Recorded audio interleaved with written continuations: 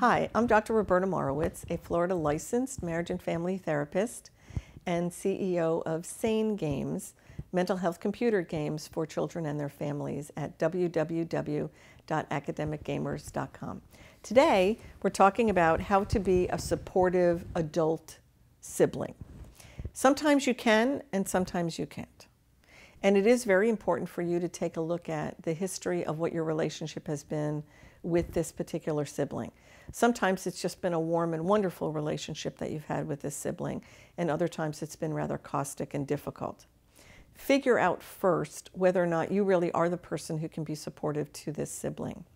If you find that you are great, and there are some tips and things to be able to look for, and if you are not, be aware enough to know that if you are not genuine with them, and if they don't feel like you're coming from a good spot where you really are supportive of them going through some distressful or difficult time for them, then you are not really the person to take on this role. But let's assume that your relationship with them is a warm one and that you want to be supportive to them. Old conditioned behaviors and ways that you used to operate with them will go in like elastic memory when you are dealing with your adult sibling. So what you want to make sure is that you are true to yourself and true to them. Think back. Think back of times together that worked really well when they were supportive of you.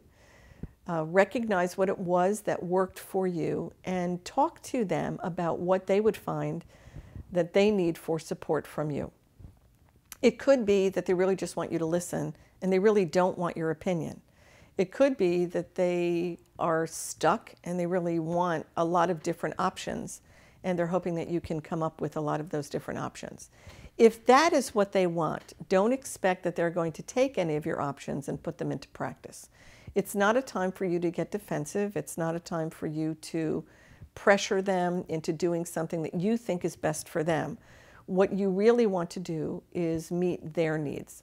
So you're trying to find out, and they may be doing their own processing of trying to figure out what they really need, not being very sure, but you're safe enough for them to be able to run some different ideas through.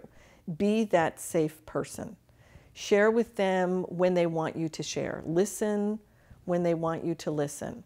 Don't be overbearing. Don't try to get your point across no matter what. Don't judge them. They really need just you, exactly the way they want you.